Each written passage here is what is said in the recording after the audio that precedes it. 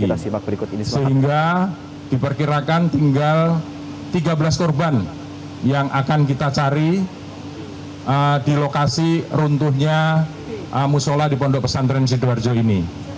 Total dari korban semuanya ada 154 orang, yang selamat ada 104, kemudian yang meninggal 50, dan seperti saya sampaikan tadi masih dalam pencarian. Ini perkiraan masih ada 13 orang yang di reruntuhan gedung. Kami baru saja dibisikin oleh Kapusdatin bahwa korban kali ini di sepanjang tahun 2025 ini adalah korban yang cukup besar menurut BNPB. Karena dari bencana-bencana alam yang terjadi, baik gempa bumi di Ponso, gempa bumi yang di tempat lain termasuk banjir bandang di Bali, kemudian Nagekeo, semuanya korbannya hanya sedikit. Ini adalah korbannya cukup banyak, jadi 50 orang meninggal. Jadi Bapak Kepala BNPB sangat memberikan atensi atas perintah dari Bapak Presiden Prabowo Subianto. Rekan-rekan media yang saya hormati, yang berbahagia, pada kesempatan ini pula kami menargetkan dari BNPB hari ini kita akan selesaikan pencarian korban. Dari Basarnas maupun dari pihak Kodim sudah mengatur schedule, diharapkan pada hari ini kita akan selesai evakuasi dari yang diperkirakan, saya ulangi, yang diperkirakan tinggal 13 orang lagi. Mungkin itu yang bisa saya sampaikan pada preskon kali ini. Dari rekan-rekan media mungkin ada yang ditanyakan, silahkan. Silakan.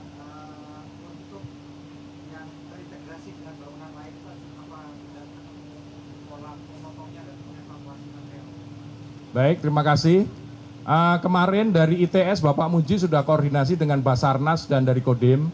Akhirnya dipotong, diperkirakan hari ini selesai, serta diberikan penyangga, sehingga akan mengurangi resiko apabila nanti bangunan yang roboh itu ditarik.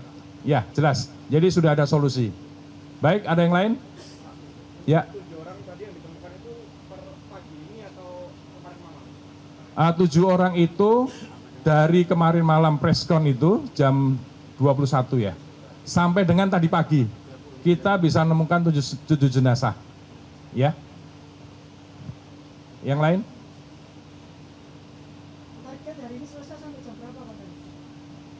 Kalau hari ini kan sampai dengan pukul 00 ya, tapi harapan kami sebelum matahari terbenam lah.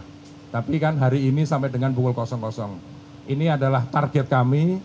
Moga-moga kami mohon doa restu dari rekan-rekan dan seluruh rakyat Indonesia. Kita bekerja bisa lebih cepat dari target yang kita tetapkan. Ada lagi? Kendalanya untuk yang terakhir tiba di hari ini, kendalanya paling apa deh? Insya Allah tidak ada ya. Kendaraannya moga-moga alat beratnya berjalan dengan baik, tidak ada rusak. Kemudian yang disangga tadi gedung yang sebelah, yang disangga kemudian sudah dipotong penyambung antara gedung dengan musola yang roboh. Itu bisa, kami yakin kami akan dapat menyelesaikan target ini dengan baik. Iya. Sekarang ini kita sudah 75% ya, tinggal 25% lagi yang di sisi kiri, yang apa? Dekat dengan bangunan miring itu ya. Ya. Untuk korban yang terindikasi tadi sudah disampaikan oleh DVI, itu ada 10. Ada 10 ya, sudah ada 10. Dan lainnya mungkin dalam waktu dekat. Ada lagi?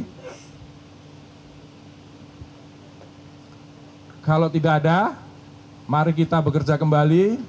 Kami berharap kepada rekan-rekan wartawan bisa memberikan hal-hal yang positif. Dan selama saya bekerja di BNPB, baru kali ini ada namanya evakuasi itu diberikan live selama 24 jam. Bisa dilihat ya. Jadi ini merupakan hal yang sangat transparan. Baik, terima kasih rekan-rekan media sekalian. Wassalamualaikum warahmatullahi wabarakatuh. Ya, pemirsa, Anda menyaksikan Breaking News Metro TV dan baru saja kita menyimak keterangan yang disampaikan oleh Majen TNI Budi Irawan selaku Deputi Bidang Penanganan Darurat BNPB, di mana secara garis besar BNPB menyampaikan update daripada data di mana dilaporkan bahwa total korban ini berada di angka 154 orang dan yang selamat berada di angka 104 dan meninggal dunia berada di 50 orang. Dan sejauh ini asesmen yang dilakukan oleh DVI terus berjalan terutama untuk mengidentifikasi korban yang masih ada pihak daripada keluarga yang menunggu begitu ya. Dan dari evaluasi yang dilakukan oleh BNPB tersendiri bahwa tragedi ambruknya Al-Khozini ini masuk ke dalam kategori yang cukup berat karena melihat bahwa banyaknya korban banyak yang masuk dalam kategori korban yang cukup banyak ini karena total meninggal ini berada di angka 50 orang. Lalu apa yang menjadi target daripada BNPB memasuki hari ini? Yang pertama adalah tentu coba untuk menargetkan menyelesaikan evakuasi dari korban yang diperkirakan masih ada di sana karena memang dari total yang ditemukan ini masih ada sekitar 25% daripada wilayah dari konstruksi tersebut yang masih harus dicari. Dan lebih besarnya lagi juga pemirsa bahwa diharapkan tidak ada kendala berkaitan dengan proses pencarian hari ini. Dan lebih lanjut juga pihak daripada BNPB ini sudah melakukan pemutusan akses terhadap pondok pesantren Al-Khozini yang sebelumnya juga sebelahnya juga merupakan gedung biasa sehingga tidak terjadi bencana lanjutan yang tidak diinginkan.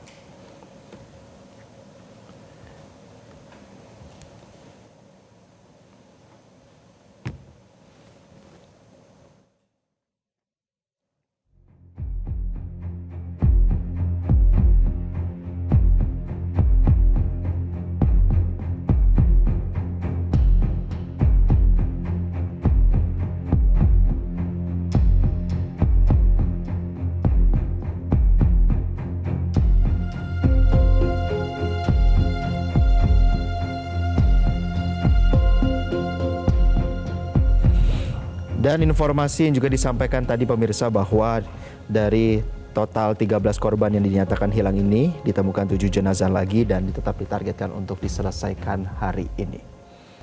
Suasana haru menyelimuti keluarga besar 2 korban ambruknya bangunan di Ponpes Al-Khozini Sidoarjo saat melihat jenazah anak mereka di Rumah Sakit Bayangkara Surabaya. 2 korban yang teridentifikasi adalah Nuruddin 13 tahun dan Ahmad Rijalul Haq 16 tahun.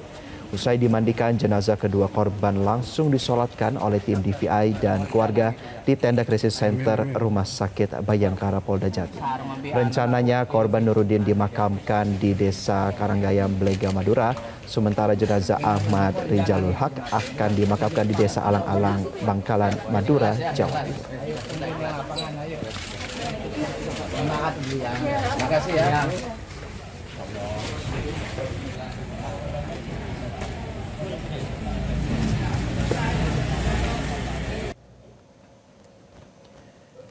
Di sisi lain, tim Ditreskrimum Polda Jawa Timur membawa sejumlah barang bukti dari reruntuhan musola Ponpes Al-Khozini di Sidoarjo.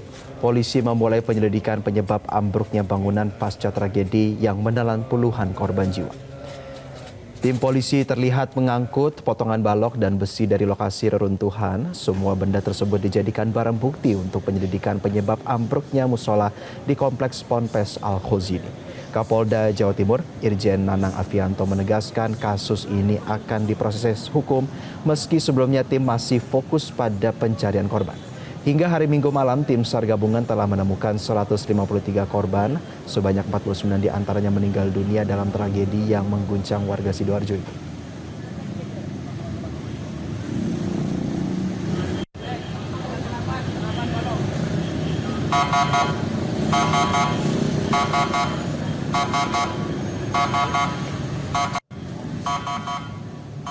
Atensi dari pemerintah pusat, pemirsa. Menteri Sekretaris Negara Prasetyo Hadi menyebut Presiden Prabowo Subianto terus memonitor insiden ambruknya bangunan Pondok Pesantren Al-Kozini di Sidoarjo. Presiden juga sudah memerintahkan menteri terkait dan pemerintah daerah untuk memberikan perhatian khusus terkait insiden ini. Mensesnek menyebut insiden ambruknya bangunan Ponpes Al-Kozini Sidoarjo ini akan menjadi bahan evaluasi bagi pemerintah. Bahkan Presiden Prabowo Subianto memberikan perhatian khusus atas tragedi yang menyebabkan puluhan santri meninggal dunia. Mensesnek berharap ke depannya seluruh pondok pesantren bisa didata serta dipastikan keamanan infrastruktur dan bangunannya agar peristiwa serupa tidak terjadi lagi. Dong, boleh nggak soal pondok pesantren? Apakah udah ada perhatian khusus dari Bapak Presiden, Mas? Sudah. Beliau memonitor terus. Makanya beliau kemudian memerintahkan kepada para menteri terkait dan gubernur atau gubernur untuk terus memberikan perhatian. Evaluasi. Evaluasi ke depan. Semua pondok pesantren kita harapkan segera didata dan dipastikan keamanan dari sisi bangunan-bangunan infrastruktur. Informasi seputar penanganan korban, pemirsa. Setelah kondisinya terus memburuk, tim dokter RSUD Notopuro akhirnya mengambil langkah medis darurat dengan melakukan amputasi kaki kiri Haikal, salah seorang santri yang selamat dari reruntuhan Ponpes Al-Kozini. Remaja 13 tahun yang selamat terpaksa menjalani tindakan amputasi pada kaki kirinya Sabtu dini hari. Tim dokter RSUD Notopuro menyatakan langkah ini harus dilakukan karena kondisi kaki Haikal mengalami infeksi parah yang sudah menyebabkan gangguan pada ginjal dan hati serta meningkatnya jumlah leukosit hingga 30.000. Setelah mendapat persetujuan keluarga, operasi dilakukan dengan mengangkat bagian kaki dari lutut ke bawah. Pasca operasi, kondisi Haikal mulai stabil, termasuk fungsi ginjal dan hati yang berangsur membaik.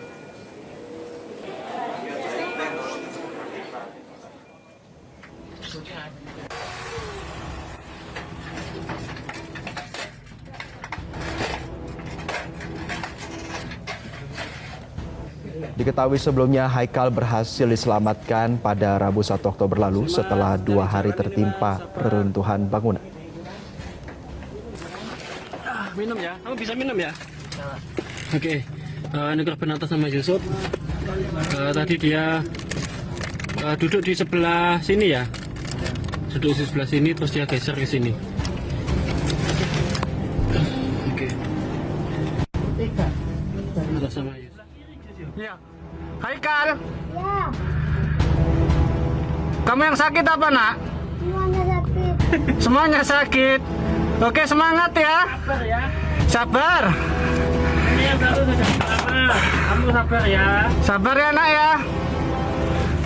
Aku Ajis dari Rescue Surabaya ya. Sabar ya, ini usaha. Masuk. Pak Megan, taruhlah. Untuk di situ ya apa kondisinya? Bisa dieksekusi atau masih butuh beberapa waktu? Butuh beberapa waktu ya, karena ini saya saja ini untuk berjalan merayap.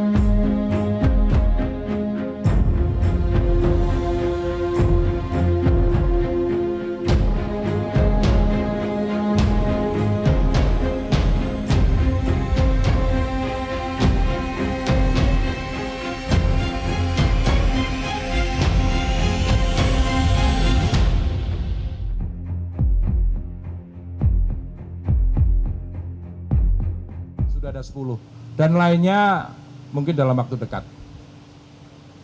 Ada lagi?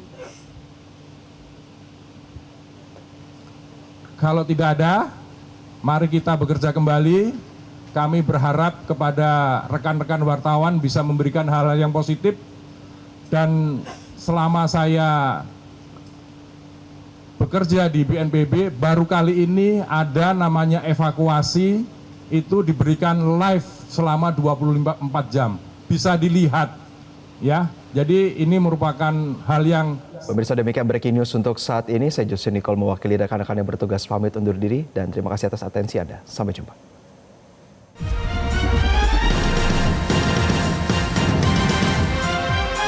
Jelajahi cara baru mendapatkan informasi. Download Metro TV Extend sekarang.